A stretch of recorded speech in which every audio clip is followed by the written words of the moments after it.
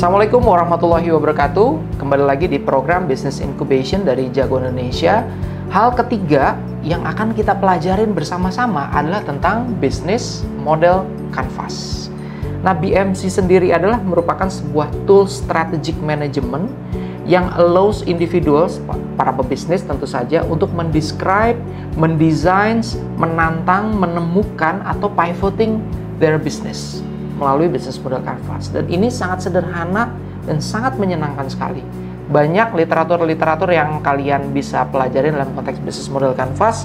Salah satunya yang akan kita pelajari dari buku ini. Nah, kalian nanti akan coba mempraktekkan bagaimana mempelajari buku ini dan juga mengimplementasikan di dalam bisnis-bisnis kalian. Nanti kita akan siapin semacam canvas yang isinya adalah 9 blocks ya, dari value propositions, customer segments, revenue streams, dan semua aspek-aspek penting yang kalian nanti akan mengisi dengan post-it ini. Nanti kalian akan diskusi dengan teamwork kalian untuk bisa mendefine bisnis-bisnis kalian di dalam konteks Business Model Canvas. Ini akan sangat tidak teoritis, tapi ini sangat penting banget untuk shaping bisnis Anda bisa lebih fokus sekali.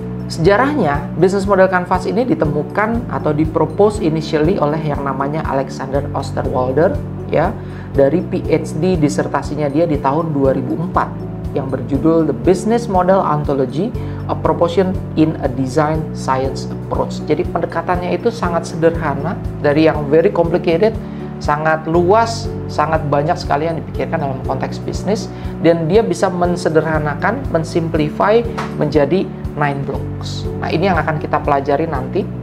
Nah, dari konteks ini ternyata Business Model Canvas ini dikembangkan terus-menerus di banyak negara, dan itu memudahkan para pembelajar bisnis untuk bisa mengimplementasikan Business Model Canvas ini secara lebih baik. Nah, the BMC popularized and became widely accessible through 2010 dari buku yang ditulis yang namanya Business Model Generations, yang co-author-nya adalah Alexander Osterwalder dan Yves Pickner. Jadi dikembangkan terus, bahkan sampai dikembangkan ke beberapa model-model seperti Lean Canvas yang ditulis oleh S. Oria ya. Jadi dia memodifikasi Business Model Canvas. Teman-teman juga kalau misalnya punya bisnis non-profit ya, itu juga bisa menggunakan ya, yang namanya Mission Model Canvas. Artinya di dalam program Business Incubation kita akan coba mendeliver sesuatu yang sangat sederhana untuk kalian bisa belajar bisnis. Meskipun kalian mungkin tidak pernah kuliah atau mempelajari bisnis secara umum sebelumnya.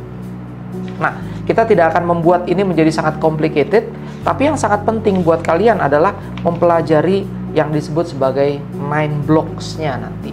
Jadi apa yang kalian akan isi dengan post-it ini ya.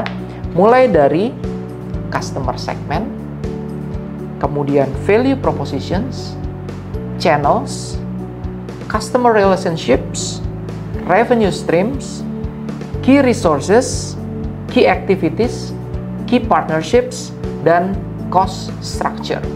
Nah, ini sangat menarik sekali karena sangat mudah sekali buat teman-teman untuk bisa mempelajari bisnis. Nah, yang paling penting untuk kalian pikirkan pertama kali dalam konteks Business Model Canvas, 9 hal yang saya sampaikan di sini adalah stage pertama adalah selalu berpikir tentang customer segments dan value propositions. Jadi pertama mulai profiling siapa yang akan beli produk kalian dan apa value uniqueness yang akan kalian deliver untuk bisa dibeli oleh si customer segments. Jadi pertama kali ketika kalian melihat 9 blok ya, 1, 2, 3, 4, 5, 6, 7, 8, 9, yang kalian harus pikirkan adalah pertama kali berpikir tentang value propositions, customer segments. Gimana caranya kalian bisa menjual produk atau value yang kalian create, atributnya yang nanti akan dibeli oleh si customer segments. Yang nanti akan kita coba connect-connectkan dengan 7 blok lainnya ya. Hal yang sangat penting mungkin jadi contoh nih ya, mungkin kalian suatu saat naik pesawat Garuda Indonesia misalnya, pesawat airline terbaik yang ada di Indonesia, visinya itu menjadi menarik ya, to become a sustainable aviation group ya, menjadi grup aviasi yang berkelanjutan ya, penerbangan yang berkelanjutan by connecting Indonesia, menghubungkan Indonesia dan beyond seluruh dunia while delivering Indonesian hospitality. Jadi dia ingin membuat orang-orang yang naik pesawat itu merasakan keramah tamahan orang Indonesia. Itu menjadi visinya dia. Oleh karena itu kita bisa membuat bisnis model kanvasnya untuk Garuda Indonesia misalnya. Jadi ada sebuah perusahaan airlines, dia punya visi yang dia sudah develop, ya.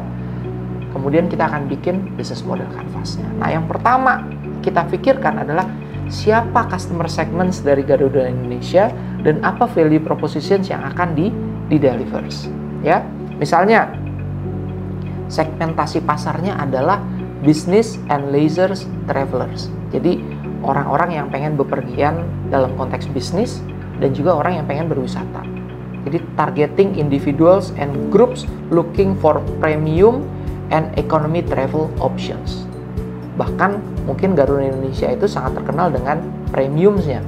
Jadi orang mau bayar lebih mahal untuk bisa mendapatkan ketepatan waktu, kenyamanan, keramah tamahan, dan lain-lain. Karena misalnya ketika mereka berbisnis dengan proyek yang sangat besar, mereka harus dapat mood yang sangat baik. Makanya banyak orang-orang itu berusaha untuk bisa mendapatkan di business class di Garuda Indonesia. Kemudian segmentasi market yang kedua adalah cargo services, atau bisa aja orang ingin mengirimkan produknya lewat Garuda Indonesia. Mungkin produk-produk yang di-deliver lewat Garuda Indonesia mereka butuh adalah dikirim secara lebih aman, ya, kemudian sampai di sana nggak rusak dan lain-lain. Atau reliable cargo transport domestically and internationally.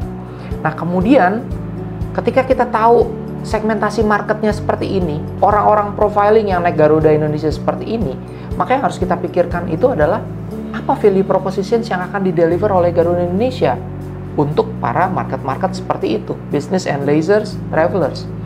Makanya mereka siapkan premium service. Maka bisa jadi pramugarinya cantik-cantik dan ramah-ramah gitu ya. Pilotnya juga keren-keren misalnya seperti itu. Tempatnya juga beda.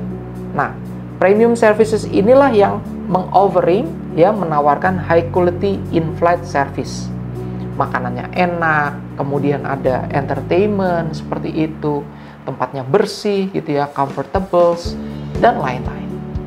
Kemudian yang kedua adalah extensive network, providing a wide range of domestic and international routes. Artinya ketika kita tahu ada business travelers yang ingin berangkat ke Sydney, ke Melbourne, mereka bisa pakai value propositions atau tawaran produk yang diberikan oleh Garuda Indonesia. Dan yang ketiga, value propositions-nya yang membedakan apa? Oh, loyalty programs. Jadi rewarding frequent flyers atau Garuda Miles. Nah, inilah menjadi keuntungan atau advantage ketika orang bisa menggunakan Garuda Indonesia.